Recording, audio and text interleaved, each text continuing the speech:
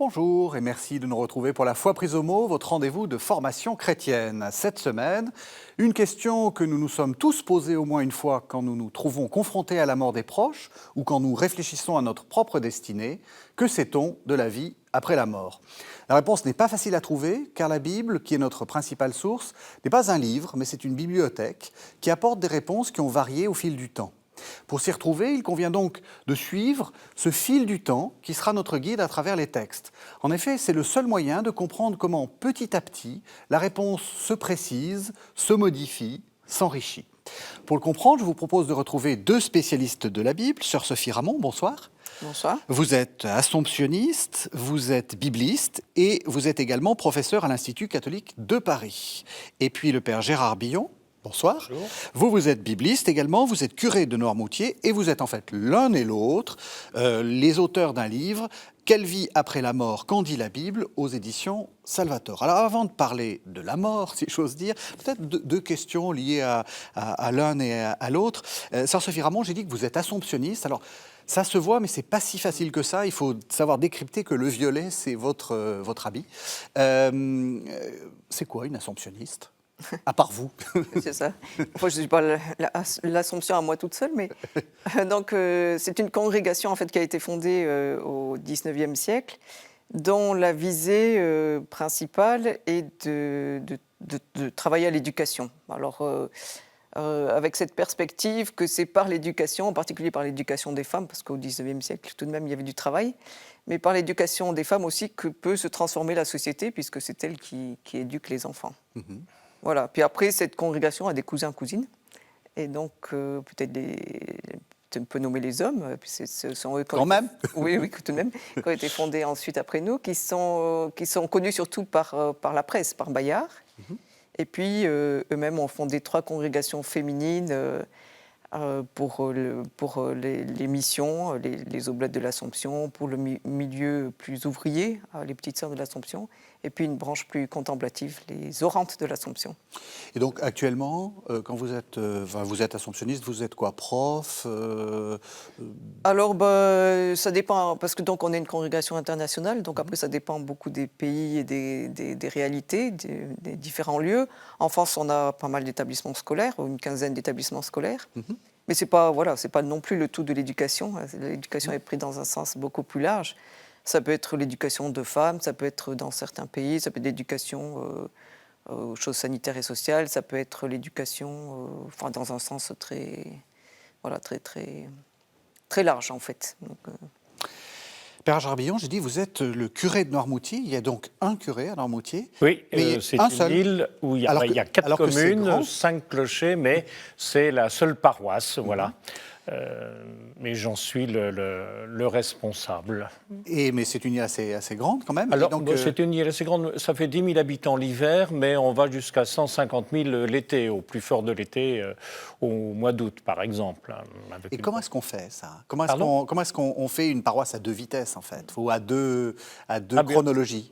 L'hiver, il y a une équipe pastorale et un conseil pastoral, et l'été, la même équipe, mais les gens sont pris justement par l'accueil de tous les vacanciers, et donc je demande des renforts, et j'ai la chance d'accueillir des prêtres qui nous viennent, alors soit qui sont enseignants par exemple et qui désirent prendre un petit peu de temps et qui rendent service, ou bien des prêtres africains qui font ici de la mission, voilà. Alors ce livre, Quelle vie après la mort, c'est un livre que dont vous aviez commencé à écrire, ou vous aviez même formé le projet, avec quelqu'un qu'on a déjà reçu à Catéo et qui malheureusement est mort. Peut-être un mot Oui, on avait commencé à penser ce projet avec le père Michel Berder, qui est de Quimper. On avait écrit en fait un livre déjà ensemble sur les psaumes. Mmh. Et puis c'était une expérience qui est assez agréable de travailler à 2, et donc nous avions le désir de prolonger cela. Et puis surtout, nous pensions que ce serait bien d'écrire quelque chose sur la mort. Alors, quelle vie après la mort ? C'est évidemment une question assez compliquée. D'ailleurs, c'est pour ça qu'il n'y a que des points d'interrogation dans le titre. Et on en avait discuté le projet avec l'éditeur, qui effectivement pensait que c'était une bonne chose. Et donc, on a fait, je crois de me souvenir que nous avions travaillé le projet, on avait fait, je pense, la table des matières. Et puis, donc après, Michel Berder est parti prématurément, il est mort de maladie. Et donc, j'ai sollicité Gérard Billon pour reprendre le projet. Et voilà, tu t'es embarqué dans cette aventure. Oui, je me suis embarqué dans avec cette aventure, enthousiasme. mais Michel était un ami, on avait beaucoup travaillé ensemble, non seulement à l'Institut catholique de Paris, mais également pour une revue que vous connaissez peut-être qui s'appelle Les Cahiers Évangiles, voilà, où Michel était un collaborateur assidu. Et je dois dire que c'était quelqu'un qu'on aimait beaucoup. Et donc, on peut retrouver sur le site de La Foi prise au mot une émission à laquelle il avait participé. Donc, on peut dire que cette émission est un peu en son hommage. Alors, peut-être pour commencer, Gérard Billon, est-ce que vous êtes d'accord avec ma présentation, avec l'idée que cette conception de la vie après la mort, ou de ce qui se passe après la mort, c'est quelque chose qui se développe à travers l'histoire et qu'on ne peut pas très facilement en abstraire une sorte d'idée toute faite comme ça? C'est-à-dire que nous, chrétiens, nous avons cette conviction, j'allais dire cette foi chevillée à notre corps, c'est que Christ est vivant. Et qui dit vie, alors à ce moment-là, on se dit, mais vivant, il est là, vivant actuellement, quand 2 ou 3 sont réunis en mon nom, et nous parlons des sacrements, il y a l'Eucharistie, il y a la parole de Dieu, mais après la mort, c'est quoi? Et à ce moment-là, on s'oriente sur l'idée de résurrection. Quand je dis l'idée de résurrection, c'est la présence du ressuscité. Mais à la limite, finalement, s'il est déjà présent, finalement, peut-être que la mort n'est rien. Or, la mort, c'est quand même quelque chose. Et ça, c'est l'intérêt de plonger dans les Écritures pour voir que, finalement, les Écritures... Jésus lui-même affronte la mort. Il faut se souvenir que devant le tombeau de Lazare, il fond en larmes. Hein. Donc la mort n'est pas rien, contrairement à un poème qui est parfois cité. Je comprends bien pourquoi il est cité. Mais non, la mort... Et donc c'est en affrontant la mort, et ce qu'a fait Jésus, que l'on peut se rendre compte que la vie dont nous vivons déjà, c'est également une vie qui nous attend décuplée. Alors, après la mort, maintenant, personne n'est jamais revenu. Et Jésus lui-même ne nous a pas parlé de la vie après la mort, mais il nous a parlé de la gloire et de la vie éternelle. Voilà. Est-ce que c'est vrai que dans l'Ancien Testament, les Juifs, ou disons les Israélites, je ne sais pas comment on peut les appeler, s'intéressaient pas tant que ça à la mort? Alors on dit oui, ils avaient une vision très très vague, le Shéol, etc. Est-ce que c'est vrai? D'abord, ce que j'aurais envie de dire, c'est que la mort est quand même omniprésente. Donc c'est une question très très présente, là, qui traverse pratiquement tous les livres de l'Ancien Testament. Après, ce qui est plus difficile à cerner, et dont il est plus difficile de retracer l'histoire, c'est tout ce qui touche à l'espérance de ce qui se passe après la mort. Voilà. Donc ça, c'est probablement une lente maturation, et encore une fois, il est difficile de retracer, dont il est difficile de retracer l'histoire. Vous avez évoqué le Shéol. Finalement, le Shéol, c'est déjà une forme de résistance à l'idée que les défunts ont complètement disparu ou qu'ils sont complètement inexistants. Parce que le Shéol, c'est quoi? C'est le monde souterrain. Alors peut-être que la représentation du Shéol, d'ailleurs, vient de l'expérience d'ensevelir. Donc c'est ce monde souterrain où vont les morts. Et dans ce monde souterrain, ils mènent une sorte d'existence larvaire. Ils oublient, ils sont oubliés de Dieu. Il n'y a plus d'émotion, il n'y a plus de c'est ça. Il ne se passe plus rien, enfin il ne se passe pas grand-chose, mais il y a quand même cette dimension du séjour où ils vont demeurer.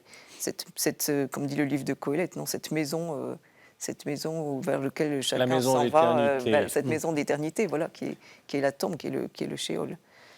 Et du Shéol, nous disent les textes, je pense par exemple au livre de Job, ou même au livre de Coëlette, du Shéol, personne ne revient.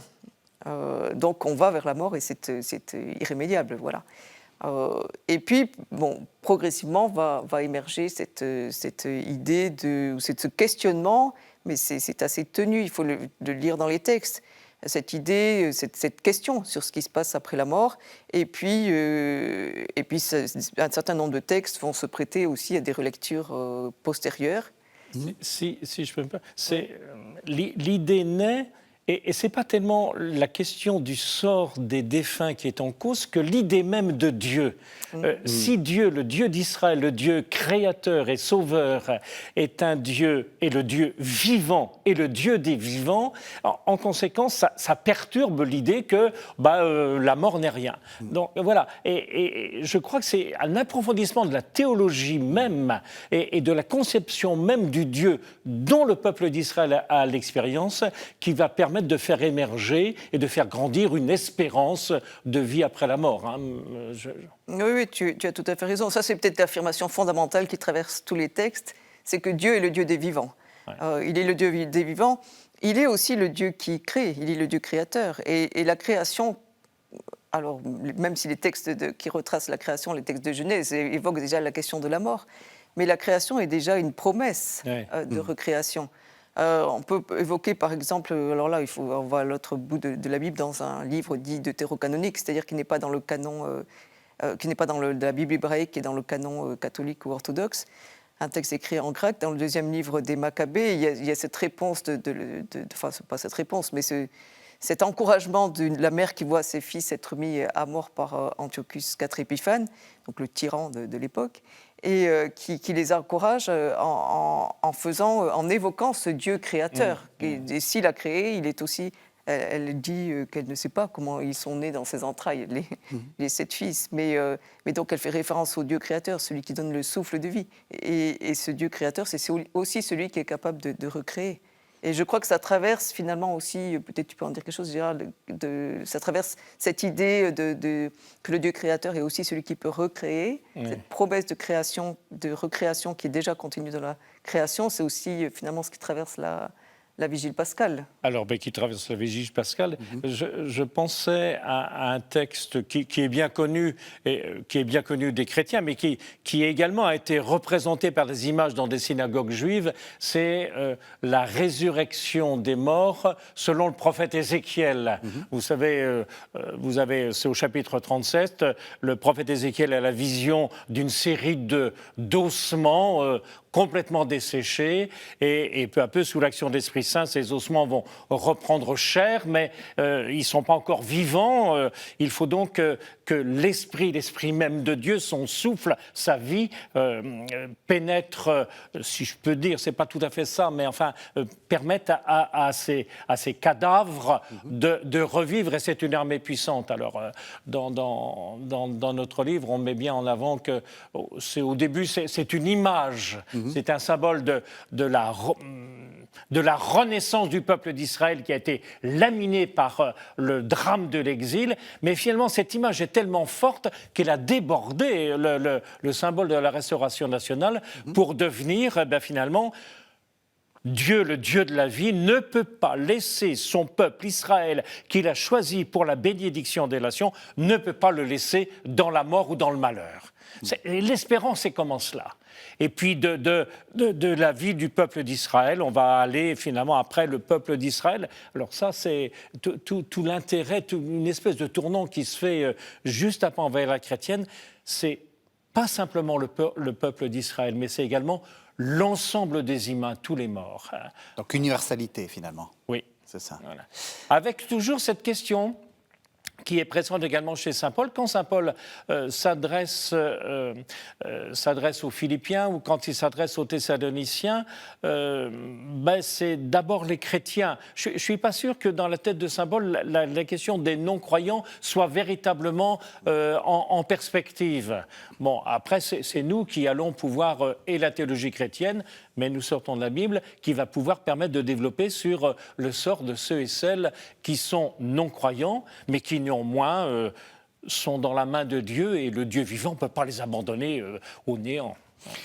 C'était intéressant, Sophie Ramon, votre question sur la Vigile pascale, parce que au fond, la Vigile pascale, c'est mettre des textes, j'allais dire en série, pour arriver au Christ. Est-ce que avant, alors du coup, on lit avec la clé christologique.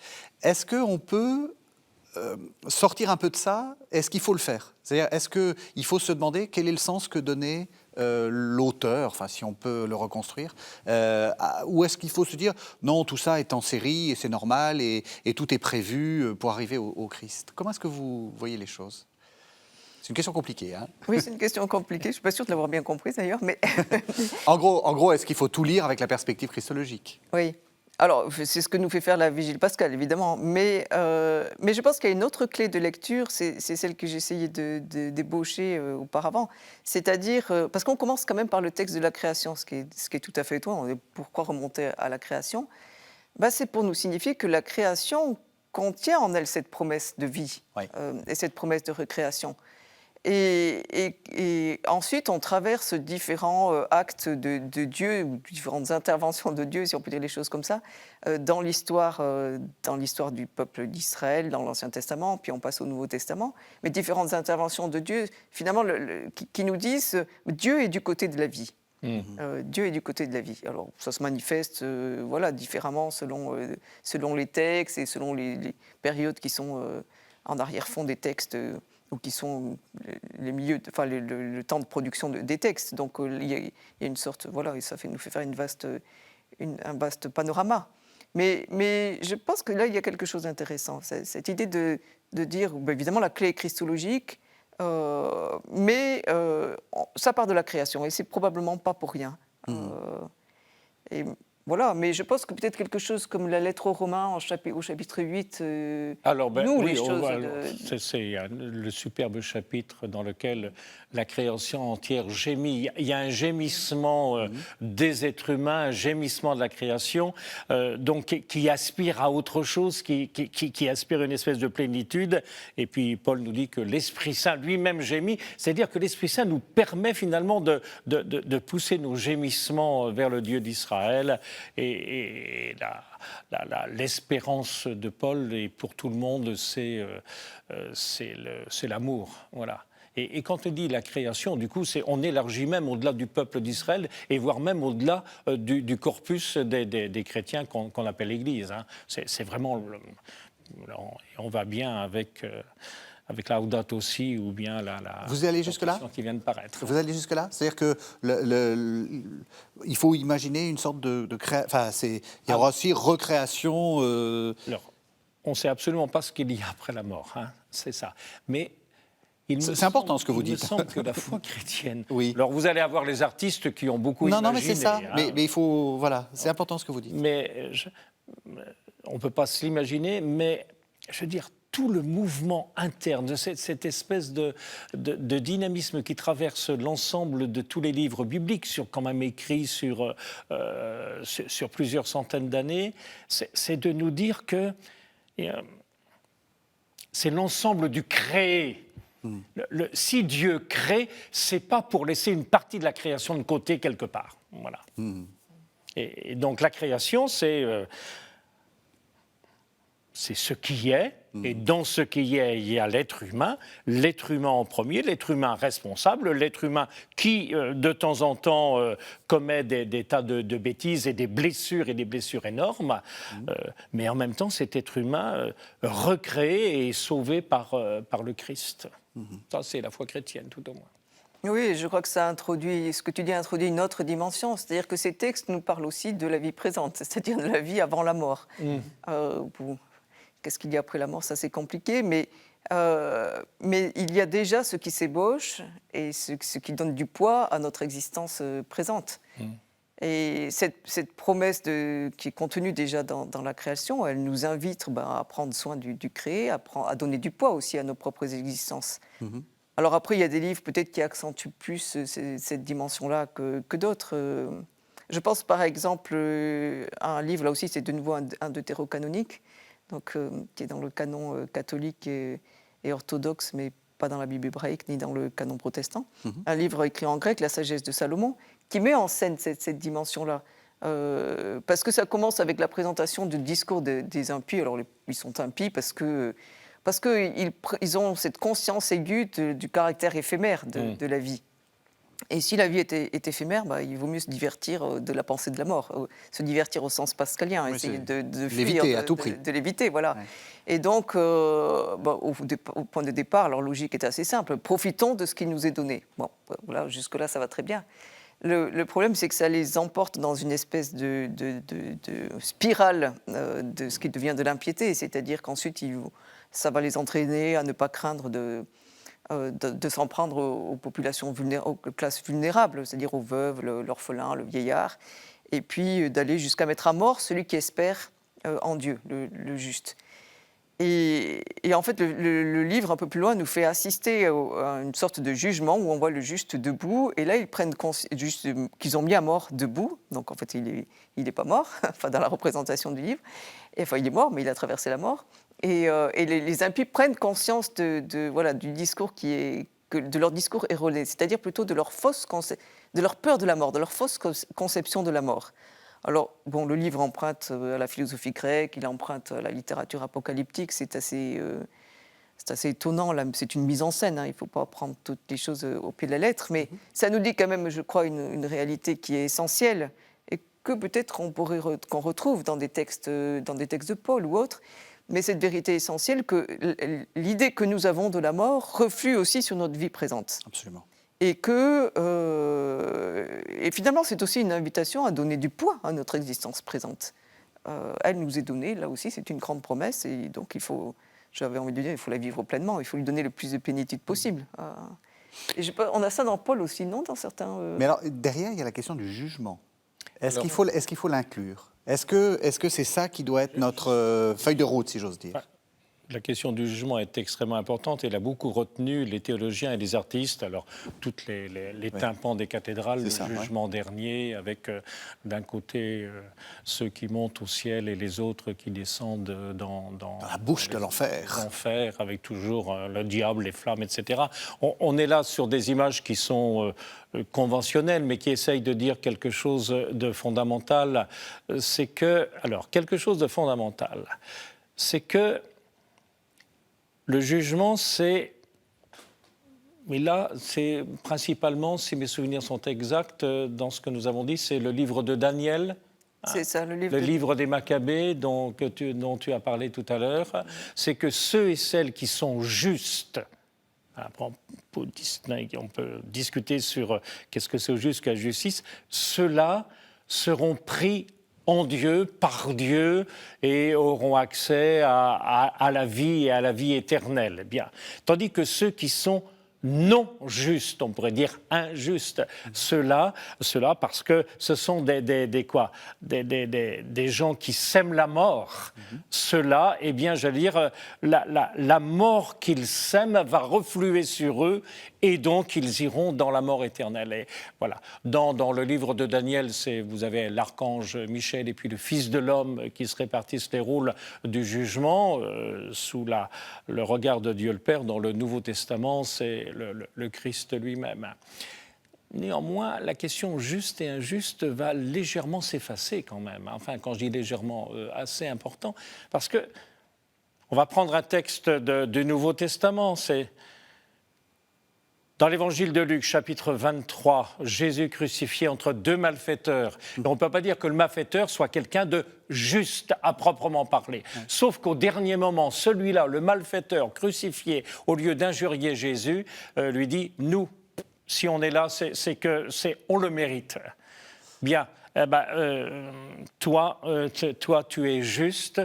Souviens-toi de moi lorsque tu viendras comme roi. Il a l'espérance qu'il y a une vie quelque part après ce qu'il est en train de vivre. Et Jésus lui dit, aujourd'hui même, tu seras avec moi dans le paradis.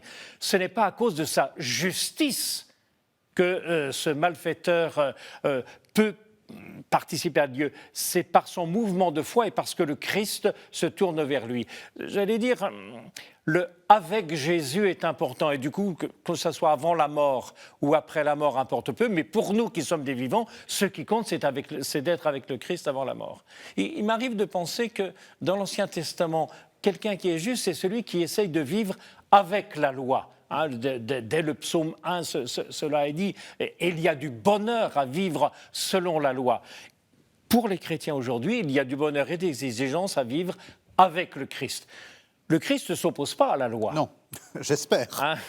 J'espère que vous vous arrêtez au feu rouge, Gérard Billon. Mais voilà, c'est ça. Et avec le Christ, et si je dis que le Christ est vivant maintenant, c'est après la mort, très certainement, mais ce qui nous importe, c'est d'être avec lui dès ce moment. Et dans son mouvement, j'allais dire, d'humilité, d'humiliation, d'affrontement de la mort, dans notre vie quotidienne. Enfin, et peut-être là, on retrouve des questions de justice. Mais si on le... Vous savez, autrefois, enfin, je veux dire autrefois, mais au siècle dernier, mais je retrouve ça parfois dans des vieux bouquins, je n'ai qu'une âme qu'il faut sauver. Et donc, c'est un vieux machin, hein. Tu as dû entendre parler de ça, toi aussi. Hein. Et donc, on avait cette idée qu'il fallait faire des efforts pour avoir le salut. Mais, enfin, vous vous souvenez, Thérèse de Lisieux, dont on parle... En bien et à raison.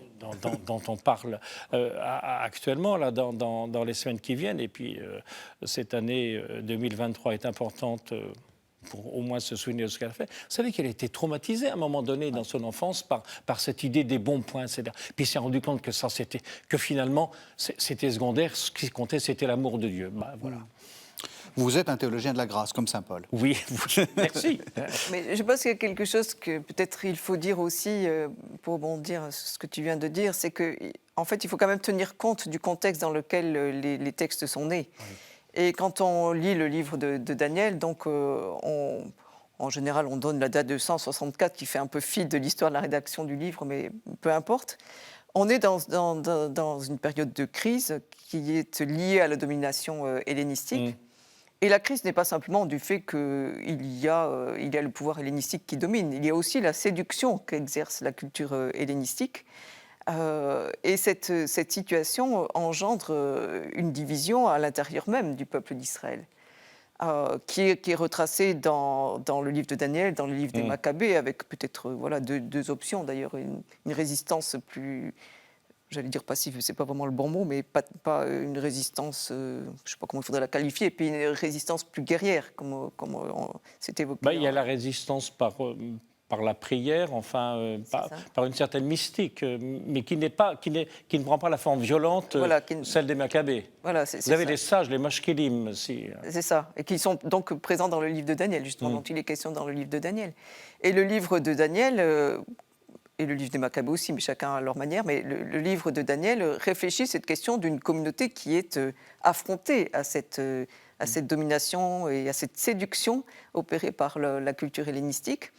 Et donc, la question, c'est comment demeurer fidèle. Et alors, bon, on fait d'Antiochus IV, le texte fait d'Antiochus IV Épiphane un tyran qui met à mort. Sans doute, il a voulu imposer le culte de Zeus, mais sans doute, c'était une persécution relativement locale. Il n'est sans doute pas le tyran qui est décrit par les textes bibliques, mais ça, c'est un autre sujet.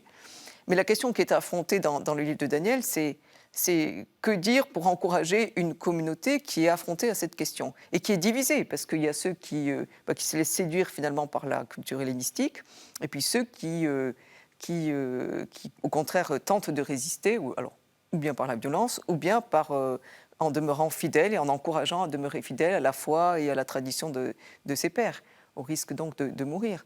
Et le texte de Daniel, qui est assez compliqué, mais dans le dernier chapitre, le chapitre 12, dit bien que beaucoup, donc il y a un partitif, c'est pas tout le monde, c'est beaucoup de ceux qui dorment dans la mort,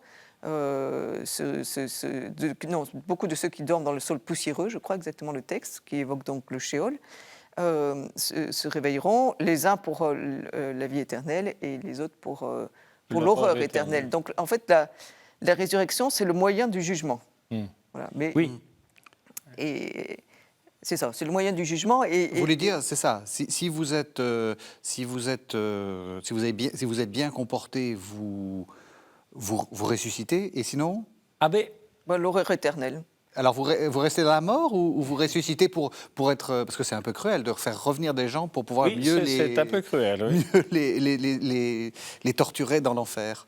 Oui, peut-être que je lis l'enfer un peu vite. Non, c'est pas torture parce qu'on ne sait pas ce que c'est que l'horreur éternelle. Hein. Non, c'est ça. C'est pas décrit. Mais c'est ça, la résurrection précède le jugement. C'est ça le livre de Daniel. Or, finalement, il me semble que dans le Nouveau Testament, la question du jugement va s'estomper pour laisser place à la résurrection. Sauf dans l'Apocalypse. La résurrection de Jésus est ici quelque chose d'absolument capital et essentiel pour parler de la vie éternelle, de la vie dès maintenant et même de la vie dans l'au-delà. Voilà. Pour le dire d'une autre manière, les gens qui me connaissent, enfin, et Sophie, tu le sais bien,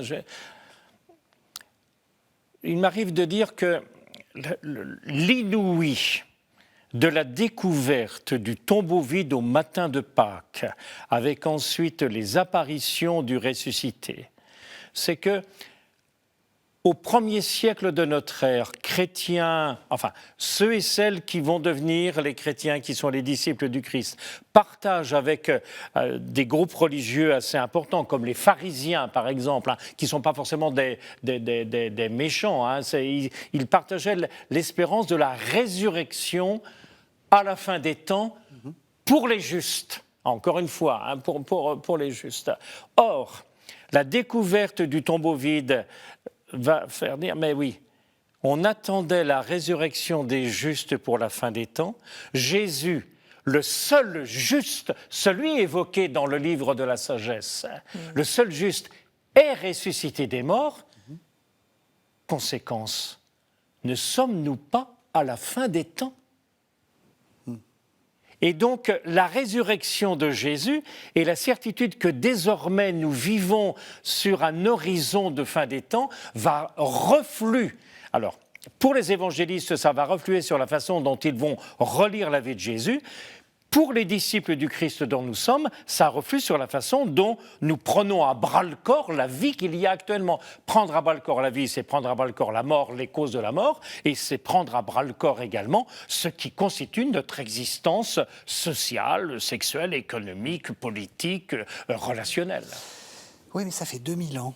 Ça, on peut maintenir cette sorte d'attention pendant quelques années. 2000 ans, c'est long. Est-ce que vous comprenez pourquoi ? Ah oui, l'éternité, c'est long, surtout vers la fin. Hein, non, ça, justement, oui. c'est pas ça. C'est le fait qu'il ne soit pas revenu tout de suite.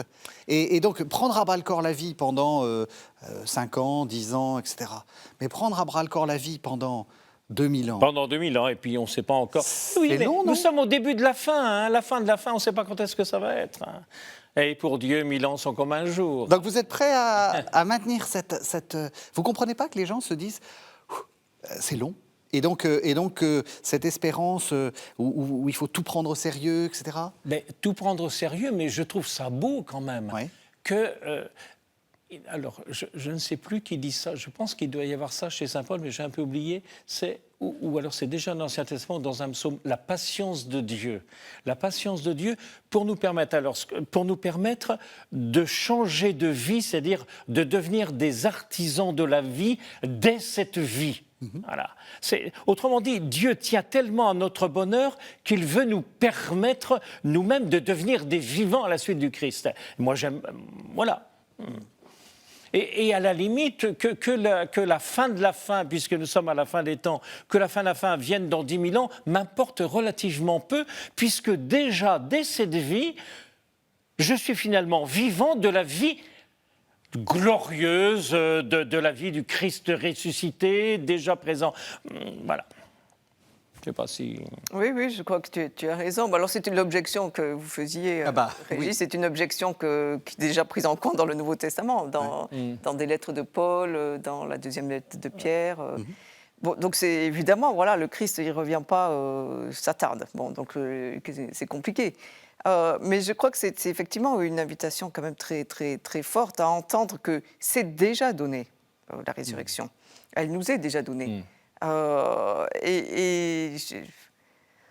on s'interroge sur ce qui se passe après la mort, mais cette résurrection qui est déjà donnée, il faut quand même qu'elle imprègne, qu'elle irrigue, je ne sais pas comment dire, qu'elle marque notre existence. Elle la marque, mais... Qu'elle transfigure. Nous sommes déjà transfigurés par le baptême. Je ne sais plus où il dit, Paul, vivants comme si nous étions des vivants revenus de la mort. Non, oui.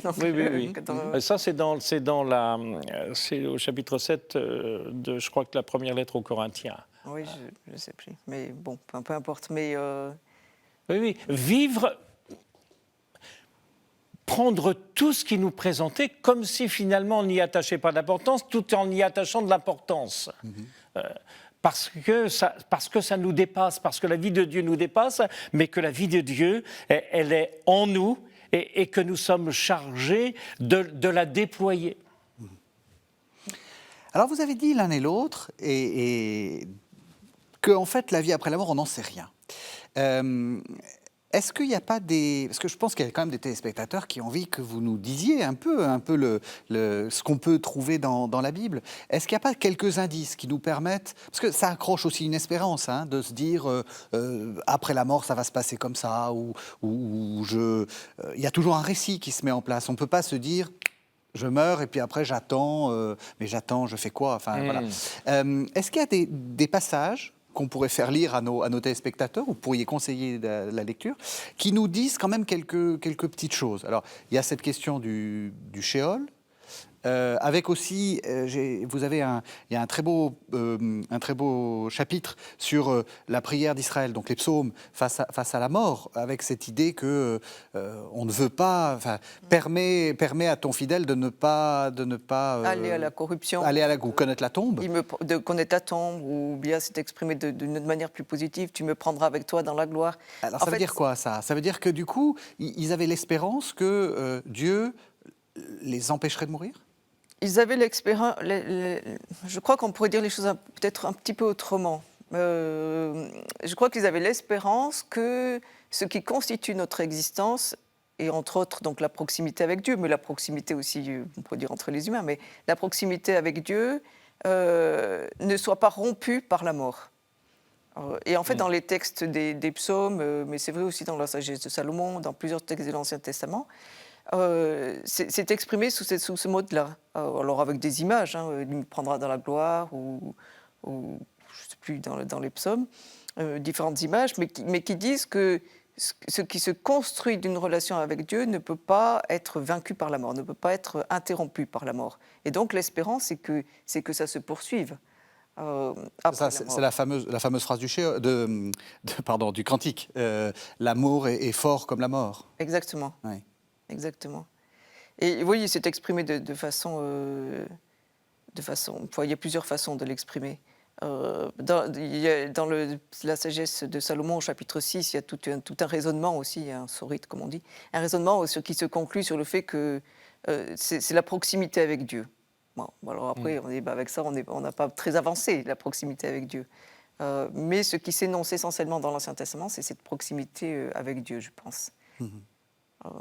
Et dans le Nouveau Testament, la proximité avec Dieu... Attendez. Allons-y après. Parce que je voudrais qu'on reste dans l'Ancien Testament, parce que ce que vous avez dit, justement, d'Ézéchiel, il y a après, petit à petit, cette idée que ça ne va pas se faire simplement en esprit, ça va se faire dans quelque chose qui est peut-être un corps, ou qui est peut-être, je ne sais pas, ou qui est de l'ordre de la relation, parce qu'avoir un corps, c'est entrer en relation avec quelqu'un. Oui.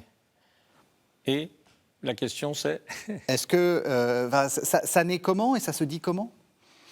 Parce que vous avez dit, il y a ce très beau passage d'Ézéchiel. Oui. Et après, une fois qu'on a dit ça, parce que vous aviez commencé à développer cette idée. Alors, lorsque nous avons parlé d'Ézéchiel tout à l'heure, c'était donc pour que ces corps, qui sont des corps vivants, animés par l'esprit même de Dieu, c'est une image très forte pour déjà nous orienter sur le fait que, après la mort, recréation, mais une recréation qui n'est pas la même que la première création.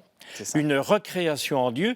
Et ce qui est intéressant chez Ézéchiel, c'est donc la recréation d'un corps. Alors, le peuple d'Israël, mais on pourrait dire l'humanité entière, hein, l'ensemble des créatures humaines. Et que cette recréation en Dieu fait que la joie, la lumière... Tout ce qui est, toutes les images qui traversent la symbolique des psaumes, qui traversent, y compris même quelque chose dans le livre de Job, par exemple, dont on a peu parlé, qui est un bel exemple de quelqu'un qui a l'espérance chevillée véritablement au corps, que tout cela, non seulement ça nous attend après la mort, mais que c'est déjà présent, cette vie. On ne cesse de tourner autour de là. C'est-à-dire, s'il y a un au-delà, il se vit là. Ouais, c'est ça. Il se vit là, maintenant. Ouais. Pour reprendre, on a mis en conclusion une petite phrase de Jean de la Croix. Hein, au soir, sur quoi nous serons examinés? Sur l'amour. Voilà. Ah ben, si l'amour existe, et si Dieu est amour, si Dieu est vie, si Dieu est juste, alors oui, véritablement, l'amour que nous aurons, dont nous aurons essayé de vivre parce que nous l'avons déjà reçu, alors cet amour, il ne peut exister qu'après la mort. Voilà.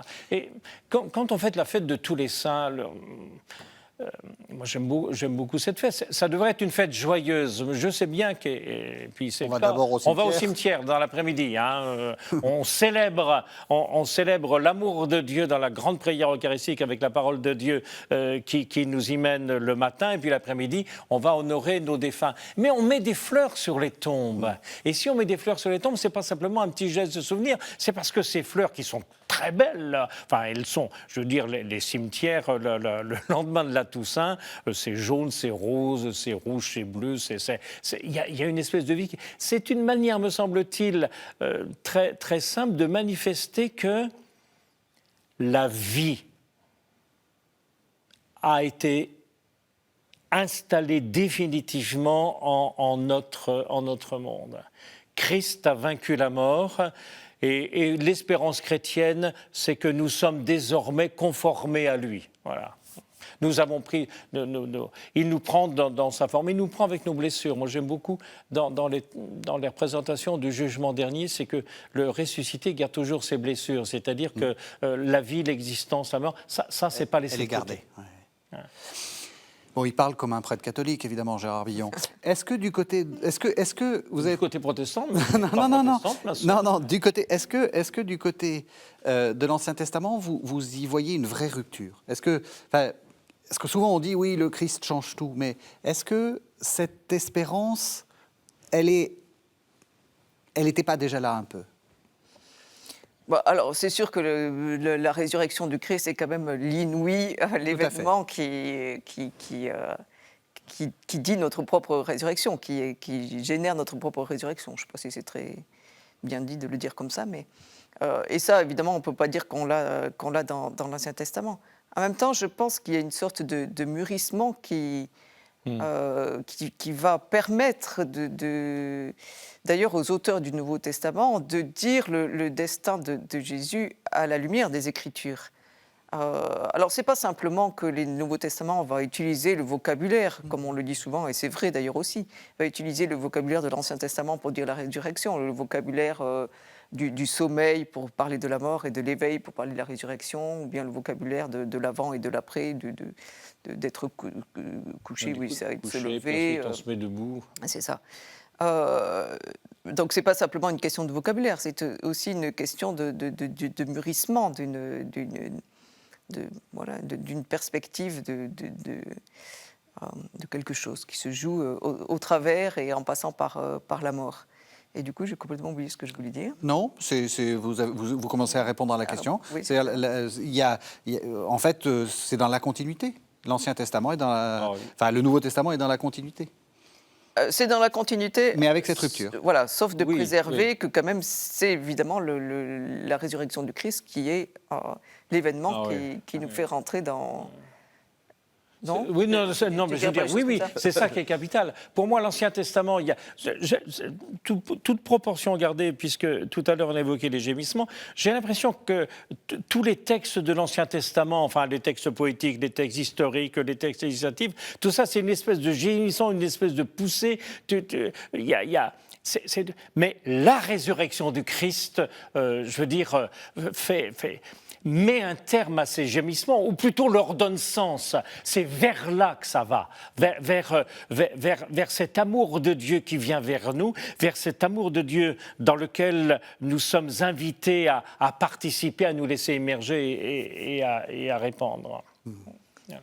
Oui, et ce qui me frappe d'ailleurs, c'est que les textes du Nouveau Testament, pour parler de la mort et de la résurrection de Jésus, puisent abondamment à l'Ancien Testament. Oui. Alors il faut le décoder, parce que ce n'est pas des citations toujours explicites, même s'il y en a quelques-unes, en particulier dans l'Évangile de Matthieu. Mais souvent, il faut aller décoder derrière ce qui est raconté, des allusions à l'Ancien Testament.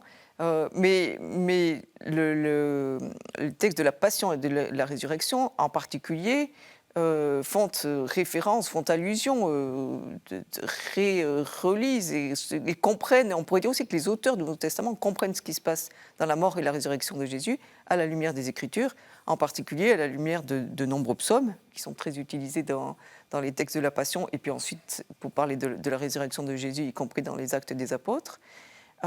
Et la figure du serviteur souffrant du livre d'Isaïe qui passe lui aussi par la mort. Tout à l'heure, tu as cité le psaume 16. Hein. Dieu ne peut pas laisser son ami voir la corruption. C'est un texte c'est un texte fondamental, c'est un texte que nous lisons et que nous méditons à Pâques. Et c'est ce texte que Pierre cite dans le discours le jour de la Pentecôte. Dieu ne peut pas. Je veux dire, s'il le pouvait, il ne serait pas Dieu. Il ne peut pas laisser son ami voir la corruption. Alors, bien évidemment, pour nous, nous pensons d'abord à Jésus, donc, qui n'est plus dans le tombeau, mais il ne peut pas nous laisser, nous, voir la corruption. Il ne peut pas nous laisser dans la corruption. Paul, au chapitre 15 de la première lettre aux Corinthiens, va reprendre cette idée de la corruption pour dire que, il ne sait pas ce qu'on sera, mais ce dont il est certain, c'est que nous serons... c'est que nos corps, c'est-à-dire nos corps, ce n'est pas simplement la viande, hein, c'est toute notre existence, sera désormais marqué par l'incorruptibilité. Et peut-être même est déjà marqué par l'incorruptibilité. Avec une question, mais qui nous amènerait un peu plus loin, c'est que quand bien même nous pouvons dire que la mort est vaincue, il y a quand même encore des puissances de mort à l'est dans le monde. Et Paul en est conscient, puisque dans sa lettre aux Corinthiens, il dit que l'action du Christ ressuscité est encore à l'œuvre parmi nous, justement pour vaincre la mort. Ô mort, où est ta victoire ? Mais elle n'est pas encore tout à fait vaincue. Elle est vaincue, mais elle n'est pas encore... tout à fait éradiquée. Ça, le livre de l'Apocalypse, après, va développer ça d'une manière assez étonnante, encore très imagée. On arrive à la toute fin de l'émission, il reste 5 minutes. Évidemment, vous n'avez pas parlé du purgatoire, de l'enfer, du séjour des morts actuel, parce que ce n'est pas dans la Bible. La difficulté, c'est... la foi que vous présentez telle qu'elle se présente dans la Bible, c'est quelque chose finalement d'assez... Enfin, c'est des principes. Mais moi, j'aimerais savoir où se trouve tel ou tel que je connais bien, etc. Est-ce que pour vous, c'est par rapport à la Bible, c'est des choses qu'il faut pas considérer parce que la seule vérité se trouve dans la Bible? Ou est-ce que c'est des aides? Quel est le rapport entre ce que nous dit la Bible et toutes ces représentations qu'on se fait d'un purgatoire, des limbes, etc. Et c'est pas un piège, hein, je suis pas en train de vous dire... Non, d'accord, mais comment est-ce que vous voyez qu'est-ce qu'il faut faire? Est-ce que c'est pas bien de se dire tel ou tel est en purgatoire, je peux prier pour lui parce que c'est pas dans la Bible? C'est des questions que... Pardon, mais c'est peut-être presque une question personnelle ou disons une question que j'entends très souvent avec les téléspectateurs. On voit bien dans les textes bibliques la difficulté de dire ce que l'on ne sait pas.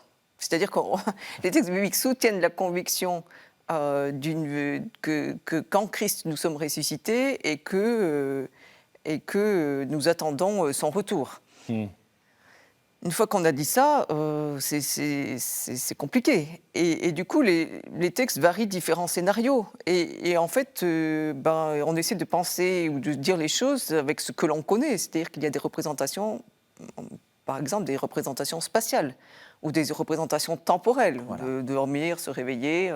Parce que, en fait, comment on met en mots ce qu'on ne connaît pas? On le met en mots avec ce que l'on connaît.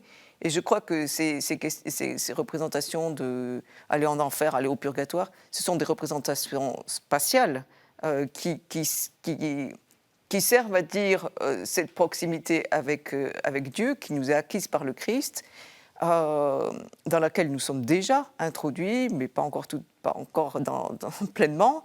Au fond, il y a quand même des petites choses dans l'existence du monde et dans la nôtre qui restent à purifier. et pour que grandisse, pour que croisse la proximité avec Dieu. Moi, tu emploies le terme purifié. Le terme purgatoire, il ne faut pas penser purgation. Oui. Hein, voilà. Mais c'est purification. Et on est quand même, du point de vue du langage chrétien et le langage théologique, qui a ses racines bibliques que nous avons essayé donc, de présenter au public.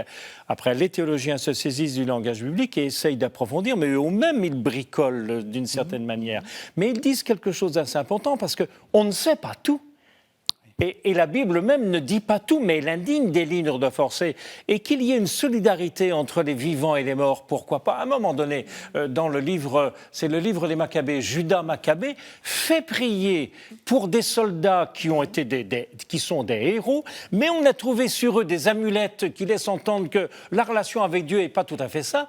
Et il demande aux soldats vivants, il fait une collecte pour qu'on puisse offrir un sacrifice pour que ceux-là qui ont été des héros sur terre soient pas quand même dans le monde de Dieu, soient pas laissés de côté. Solidarité des vivants pour les morts. Et on peut penser qu'il peut y avoir également une solidarité des morts pour les vivants. Je veux dire, puisque tout est en Dieu et que l'amour seul commande. Voilà. On ne sait pas tout, mais on en sait quand même un tout petit peu grâce à vous. Quelle vie après la mort, ce que dit la Bible. Donc c'est aux éditions Salvator, Gérard Billon et Sophie Ramon. Merci vraiment à tous les deux de nous avoir fait...